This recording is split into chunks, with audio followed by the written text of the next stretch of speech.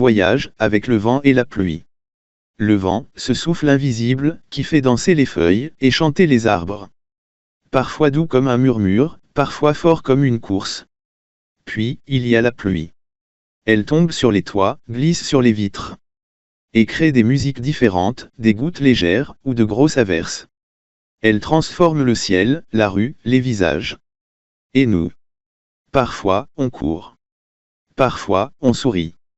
On s'abrite sous un parapluie, on saute dans les flaques. Chacun réagit à sa façon, c'est ça, l'attitude face aux intempéries. Mais pour raconter tout ça, il faut les bons mots. C'est là que commence la magie du vocabulaire. On découvre des mots nouveaux, soufflés, ruisselés, frissonnés. Des mots simples, mais puissants. Alors si toi aussi tu veux mieux décrire, mieux écrire. Et voyager avec les mots. Abonne-toi à la chaîne. Mets un petit « j'aime » si tu as aimé cette balade. Et surtout, laisse un commentaire pour me dire ce que tu en penses. Ici, les mots deviennent vivants. Et toi, tu deviens un vrai artiste de la langue. Le vent et la pluie. Texte d'étude. Un jour de vent et de pluie. Le ciel s'assombrit. Un vent violent pousse les nuages. Il courbe la tête des arbres. Il arrache et emporte leurs feuilles. Une pluie forte et serrée s'abat tout à coup sur la campagne. Les bêtes et les gens fuient, poursuivis par les averses et les rafales. Grand-mère pousse devant elle ses vaches qui baissent la tête. Jean-Pierre s'abrite derrière une haie. Lucille court vers le village. Un coup de vent emporte son parapluie. Les idées principales du texte. Le texte repose sur 5 idées centrales. 1. L'idée de changement météorologique. L'auteur commence par évoquer un changement dans le ciel. Cette première phrase introduit l'atmosphère menaçante, tout commence par un assombrissement, qui annonce la suite. 2. L'idée de vent. Ici, le vent est le premier acteur du dérèglement. Il est présenté de façon dynamique par 3 actions successives, pousser, courber, arracher. Ce rythme donne une impression de violence croissante. 3. L'idée de pluie soudaine. Cette phrase marque un tournant brutal dans la scène, la pluie survient soudainement, tout à coup. L'auteur accentue l'intensité par des adjectifs, forte, serrée, et un verbe expressif, s'abat. 4. L'idée de fuite et de réaction. Cette phrase montre que le vent et la pluie provoquent un mouvement général de fuite. Les humains comme les animaux réagissent instinctivement. L'auteur anime la scène en parlant d'un duo de poursuites, averses et rafales sont presque personnifiées. 5. L'idée d'individualisation des personnages. Ici, l'auteur détaille les actions de chaque personnage, ce qui rend la scène plus vivante. Il donne à chacun une réaction spécifique. Le dernier détail, le parapluie de Lucille emporté par le vent, apporte une touche visuelle et dramatique qui conclut la scène de manière frappante. L'idée du vent. Ce voyageur invisible qui traverse les campagnes, les villes, les montagnes. Parfois doux, parfois furieux, il transforme le paysage et secoue le monde. On l'appelle brise quand il caresse la peau. Zéphyr quand il danse doucement dans les feuillages. Bourrasque ou rafale quand il se déchaîne. Et même ouragan quand il devient terrible et destructeur. Il a 1000 noms, selon sa force, sa forme, sa chaleur. La bise glacée, le mistral sec du sud, le sirocco brûlant du désert. Le vent peut être léger, doux, chaud. Ou froid, humide, violent, parfois même glacé. Il change d'humeur comme un être vivant.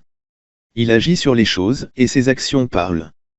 Quand il devient malfaisant, il balance les branches. Secoue les arbres, courbe les herbes, arrache les feuilles. Retourne les parapluies, dépouille les arbres, emporte les chapeaux. Soulève la poussière, bouscule les passants. Mais parfois, le vent est utile, bienfaisant. Il sèche le linge, gonfle les voiles, pousse les nuages. Fait tourner les éoliennes, apporte la fraîcheur. Le vent est une force qui parle, qui bouge, qui vit. Et toi, avec ces mots, tu peux lui donner une voix dans tes phrases. En les choisissant bien, tu fais du vent un personnage dans ton histoire. L'idée de la pluie. Ce n'est plus le vent qui murmure. C'est la pluie qui tombe. Elle descend du ciel comme une visiteuse imprévisible. Tantôt douce et timide, tantôt vive et brutale. Elle commence parfois par une bruine. Fine comme un voile, presque invisible. Puis, sans prévenir, surgit l'averse. Dense, drue, serrée, qui trempe tout sur son passage. Et quand le tonnerre gronde, c'est l'orage qui éclate. Ou encore une giboulée, courte mais féroce. Elle peut être menue, légère, ou cinglante. Pénétrante, violente, fouettant le sol et les visages. Elle mouille, elle trempe, elle éclabousse. Elle tombe, cingle, fouette les vitres. Et parfois, elle teinte doucement sur le métal. Ou tambourine bruyamment sur les toits de tôle. La pluie, c'est l'eau en mouvement. Elle change l'air, le sol, les corps, les humeurs. Par les mots, tu peux lui donner du rythme. Du bruit, du froid, ou même de la tendresse. Observe, écoute, choisis le bon mot. Et laisse la pluie tomber dans ton texte. Comme dans la vie. Attitude face aux intempéries. Quand le vent souffle et que la pluie tombe. Les hommes et les bêtes s'adaptent, résistent, cherchent refuge. Regarde-les. Jean-Pierre s'abrite derrière une haie. Le dos courbé, les mains dans les poches. Il tourne le dos au vent, il attend que ça passe. Grand-mère pousse ses vaches dans le chemin boueux. Elle baisse la tête, elle lutte contre le vent. Son tablier claque, mais elle avance, tête baissée. Lucille court vers le village. Son parapluie emporté par le vent. Elle relève le col, elle rentre la tête dans les épaules. Elle fonce, trempée, mais souriante. Les vaches, elles, se blottissent sous un arbre. Immobiles, patientes, arrondissant le dos. Comme si elles savaient attendre le beau temps. Quand la pluie vient, on ouvre un parapluie. On boutonne l'imperméable. On rentre les épaules, on se fait tout petit. Ce sont ces petits gestes, ces réflexes. Ces mouvements discrets mais pleins de sens. Qui traduisent la lutte douce contre les éléments. Par les mots, tu peux faire voir ces gestes. Et dans chaque geste, dire un peu de courage. Un peu d'humour, ou un peu de fatigue. Enrichir le vocabulaire par champs lexicaux. Les mots ne vivent jamais seuls. Ils avancent par famille, par image, par sensation. Quand on parle du vent, on ne dit pas juste le vent souffle. On choisit. La bise pique, le mistral hurle, le zéphyr caresse. On découvre une famille de mots. Rafale, bourrasque, brise, ouragan. Balancer, soulever, bousculer, sécher, gonfler. Quand la pluie tombe, ce n'est pas il pleut. C'est, la bruine glisse, l'averse tambourine, la giboulée cingle. Avec elle viennent d'autres mots. Fine, drue, cinglante. Mouillée, trempée, fouettée, teintée. Et face à ces intempéries, le corps parle aussi. On baisse la tête, on s'abrite, on se blottit. On replie le parapluie, on rentre les épaules.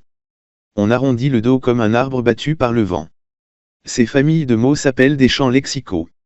Ils permettent d'élargir ton langage. De mieux décrire, de mieux ressentir. Et surtout, de mieux écrire. Enrichir ton vocabulaire. C'est comme planter des graines dans ton jardin d'écriture. Plus tu en sèmes, plus ton texte devient vivant, coloré, plein d'odeurs, de bruits et d'émotions. Alors, observe, écoute, choisis les bons mots. Et laisse ton texte chanter sous la pluie, danser dans le vent. Si cette balade dans les mots t'a plu, abonne-toi, like la vidéo. Et laisse un petit mot en commentaire pour partager tes propres images. Objectif pédagogique de la leçon. Connaître et utiliser un vocabulaire précis. Sur le vent, la pluie, et les réactions humaines ou animales. Apprendre à nommer, qualifier et exprimer les phénomènes météo. Enrichir ces descriptions. Avec des verbes d'action dynamiques. Des adjectifs expressifs. Et des noms variés et imagés. Pour rendre chaque scène plus vivante, plus intense. S'exercer à rédiger ou mimer. Des scènes météo réalistes. En jouant les gestes, en écrivant des phrases. En lisant avec expression. Pour faire vibrer les mots dans le corps et la voix. Développer le sens de l'observation. Apprendre à voir, à écouter, à ressentir. Avant de choisir les mots justes. Car bien écrire, c'est d'abord bien observer. Cette leçon t'invite à marcher sous la pluie, à écouter le vent. Et à transformer tes sensations en mots. Un petit pas vers l'écriture expressive, un grand pas vers l'imaginaire.